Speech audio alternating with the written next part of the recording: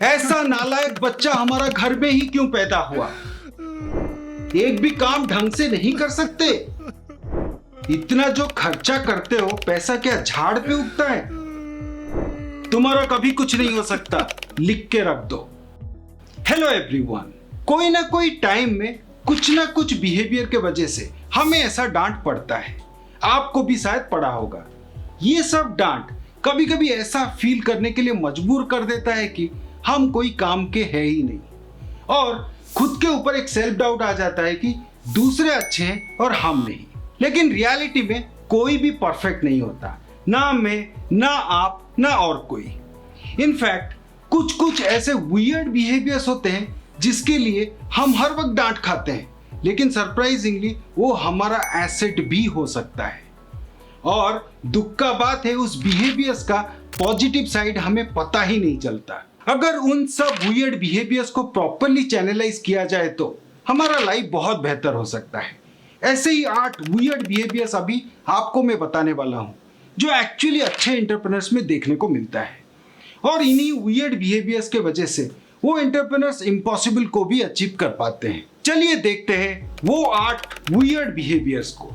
Video देख के comment box में जरूर बताएं, क्या आप इनमें से किसी बिहेवियर्स के लिए डांट खाए हो क्या? Of course, it's very painful when you're rejected, when you're refused. I had a woman come to see me. Went all around the country with money. Nobody gave us a money. I had a woman come to see me.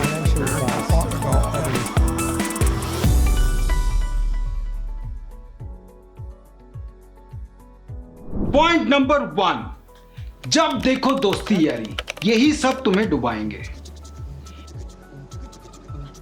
अगर आप दिन भर दोस्तों के साथ time pass करते रहते हैं, या फिर आपके बहुत सारे दोस्त हैं और दोस्त भी वैसा जो आपके लेवल के ऊपर, फैमिली में सब परेशान और आपको पड़ता रहता है डांट, लेकिन सरप्राइजिंगली ये कैरेक्टर आपके लिए शायद ब्लेसिंग इन डिस्गाइज हो सकता है। क्योंकि एंटरप्रेन्योर्स का बहुत बड़ा एसेट होता है उनका सुपीरियर नेटवर्किंग। अच्छा कॉन्टैक्ट्स के वजह से वो बड़ा बड़ा गोल भी आसानी से अचीव कर लेते हैं, जो दूसरे लोग नहीं कर पाते। और अगर ये पैटर्न आपके पास है तो आपका पीपल मैनेजमेंट और नेटवर्किंग स्किल दोनों ही अच्छा है, जो एंटरप्रेन्योरशिप का फाउंडेशन है। पॉइंट नंबर 2, पढ़ाई तो करते हुए कभी देखा नहीं, मार्क कैसे लाए? अगर आप एग्जाम के लिए साल भर नहीं पढ़े, इधर उधर अलग अलग एक्टिविटीज में इन्वॉल्व रहे या दोस्तों के साथ टाइम बिताए, लेकिन एग्जाम से कुछ दिन पहले गायब हो गए और जैसे तैसे पढ़ाई करके ठीक ठाक मार्क ले आए, अगर ये पैटर्न आपके पास है तो एंटरप्रेन्योरशिप आपको सूट कर सकता है। क्योंकि अच्छा एंटरप्रेन्योर जनरली फ्लेक्सिबल रहते हैं, वो इंट्रोवर्ट और एक्सट्रोवर्ट का मिक्स होते हैं। अगर उनको इंफॉर्मेशन लेना है तो एक्सट्रोवर्ट जोन में रहते हैं, लेकिन फोकस्ड काम करने के टाइम पे कंप्लीट इंट्रोवर्ट जोन पे चले जाते हैं। सिचुएशन के अकॉर्डिंग डिसीजन लेते हैं और कैलकुलेटिव एक्शन लेते हैं। पॉइंट नंबर 3, सब तो भूल जाते हो, लाइफ में क्या करोगे? अगर आपको छोटे छोटे चीज भूलने का आदत है, जैसे कि कभी गाड़ी का चाबी भूल गए, कभी मोबाइल चार्ज करना भूल गए, कभी पर्स भूल गए, या फिर किसी फैमिली मेंबर का बर्थडे ही भूल गए, हो सकता है ये एक अच्छा साइन भी हो। एंटरप्रेन्योर्स नॉर्मली बड़ा गोल के लिए फोकस्ड रहते हैं, उसी को सोचते हैं और उसको पाने के लिए कोशिश करते रहते हैं। उससे जनरली छोटा चीज इग्नोर हो जाता है। अगर आपके पास ये पैटर्न है, बड़ा चीज के लिए छोटा चीज को भूल जाना, तो शायद आप अच्छा एंटरप्रेन्योर बन सकते हैं। पॉइंट नंबर 4, यही सब करने के लिए तुम्हें पढ़ाया था? पूरा बचपन चला डाला। बचपन तो गया, जवानी।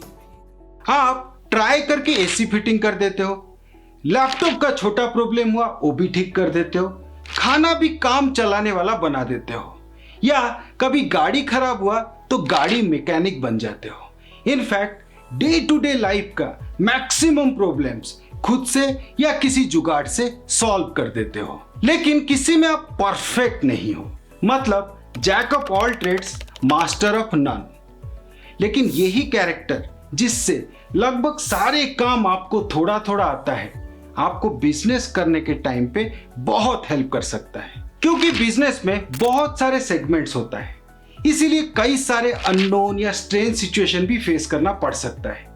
सिचुएशन ऐसा जहां पे सॉल्यूशन इमीडिएट चाहिए। एक रिसोर्सफुल या मल्टीफेसेटेड पर्सन, जिसको जैक ऑफ ऑल ट्रेड्स भी बोला जाता है, वो ही इस सिचुएशन को परफेक्टली हैंडल कर सकता है। पॉइंट नंबर 5, कहीं पे टिकते क्यों नहीं, आज यहां तो कल वहां। तुम छोड़ के आ गए? आपको आज ये काम अच्छा लग रहा है तो कल वो काम। जॉब आप 2-3 छोड़ चुके हैं, अच्छे जॉब पे हैं फिर भी बोर हो जाते हैं, या ऐसे भी हो सकता है कि आप जॉब में रह के अलग अलग काम कर रहे हैं। आपका ये रेस्टलेसनेस या ये ऑन द मूव वाला कैरेक्टर रियल लाइफ में उतना इफेक्टिव हो या ना हो, लेकिन एंटरप्रेन्योरशिप के लिए परफेक्ट है। एक एंटरप्रेन्योर को हर टाइम में अलग अलग पोर्टफोलियो पे काम करना पड़ता है। आज मार्केटिंग, कल एचआर, परसों प्रोडक्ट प्लानिंग। काम चैलेंजिंग और इंटरेस्टिंग रहता है, लेकिन रूटीन काम नहीं होता है। आपका ये रेस्टलेसनेस या ऑन द मूव वाला कैरेक्टर ही चाहिए एंटरप्रेन्योरशिप के लिए। आपका जो नया नया काम करने का हंगर या एपेटाइट है, वो एंटरप्रेन्योरशिप ही पूरा कर सकता है। पॉइंट नंबर 6, जब देखो हीरोपंती। कुछ सीधा काम पसंद नहीं है क्या? सबको आती नहीं, मेरी जाती नहीं। आप बिना होमवर्क किए स्कूल चले जाते थे, कॉलेज में भी क्लास बंक करके दोस्तों के साथ रहते थे, कई बार रूल ब्रेक करते थे, और एडवेंचर स्पोर्ट्स भी आपको पसंद था। ये जो रेबेलियस या रूल ब्रेकिंग एटीट्यूड सोसाइटी के लिए उतना अच्छा नहीं है, लेकिन इसको एंटरप्रेन्योरशिप के लिए पॉजिटिव माना जा सकता है। एंटरप्रेन्योर्स नॉर्मली एक बड़ा गोल की तरफ फोकस रहते हैं। बड़ा गोल या बड़ा रिवॉर्ड के साथ बहुत सारे रिस्क्स इन्वॉल्व रहते हैं, और आपका ये पैटर्न एक रिस्क टेकिंग एबिलिटी को जस्टिफाई करता है, और ये एबिलिटी एक एंटरप्रेन्योर का मोस्ट वैल्यूएबल एसेट है, जो इम्पॉसिबल टास्क को भी पॉसिबल बना देता है। पॉइंट नंबर 7, जब भी देखो इसमें घुसे हुए हो, बाकी काम कैसे होगा? कितना पैसा झोंक रहा हूं मैं पढ़ाई में। अगली बार अगर देख लिया मैंने, समझ लेना। आप दिन भर एक ही काम में लगे रहते हो, ना नहाते हो ना खाते हो, फिर भी हर बार उस काम में से खामियां निकाल के उसको इंप्रूव करते रहते हो। इसीलिए आपको बहुत बार डांट पड़ता होगा, लेकिन सरप्राइजिंगली ये आदत आपको अच्छा एंटरप्रेन्योर बना सकता है, क्योंकि एक बिजनेस का इनिशियल स्टेज में डिटेलिंग की बहुत जरूरत पड़ता है, चाहे वो प्रोडक्ट प्लानिंग हो या मैनेजमेंट प्लानिंग हो या फाइनेंस प्लानिंग हो। वैसे भी बिजनेस में सारे पोर्टफोलियोज इंटरलिंक्ड होते हैं, इसीलिए एक पोर्टफोलियो का कैजुअल अप्रोच दूसरे को इजीली हैम्पर कर सकता है। आपका ये जो डिटेलिंग अप्रोच या कैजुअल ना होने वाला अप्रोच ही बिजनेस का फाउंडेशन को स्ट्रांग बना सकता है। अगर आप बिजनेस में नए हैं या बिजनेस करना चाहते हैं तो bookapi.com चेक करिए। यहाँ पे एक कोर्स है, एक complete entrepreneurship course for beginners, जो स्पेशली डिजाइन किया गया है वर्किंग प्रोफेशनल्स, न्यू एंटरप्रेन्योर्स और स्टूडेंट के लिए। ये कोर्स यूनिवर्सिटी ऑफ बार्सिलोना और IIM एलुमनाई के कोलैबोरेशन में बनाया गया है। इस कोर्स में डिफिकल्ट बिजनेस कॉन्सेप्ट्स, एक्सपेरिमेंट्स और रिसर्च आउटकम को एक इजी, स्ट्रक्चर्ड और सिंपल अप्रोच में बताया गया है, जैसे कि इसको समझना एकदम आसान हो। और सबसे बड़ी बात, ये एक प्रैक्टिकली एग्जीक्यूटेबल कोर्स है। मतलब अगर कोर्स में बताए गए स्टेप्स को राइट ऑर्डर में फॉलो किया जाए तो आप कम से कम टाइम और कम से कम इन्वेस्टमेंट में एक हेल्दी बिजनेस रन कर पाएंगे। पॉइंट नंबर 8, बहुत एटीट्यूड है इसमें, खाली स्टाइल मारता है।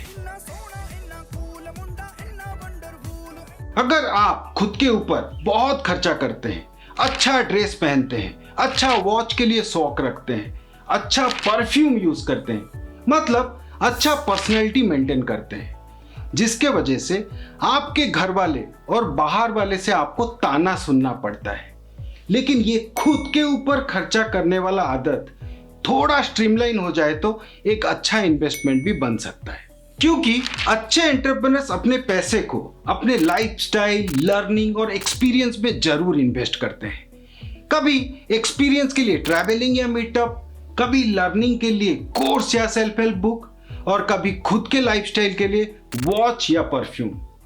उससे उनका पर्सनालिटी डेवलप होता है, माइंड शार्प होता है और इन टोटल कॉन्फिडेंस हाई रहता है, जिसके वजह से वो बड़ा और डिफिकल्ट सिचुएशन को भी इजीली हैंडल कर देते हैं।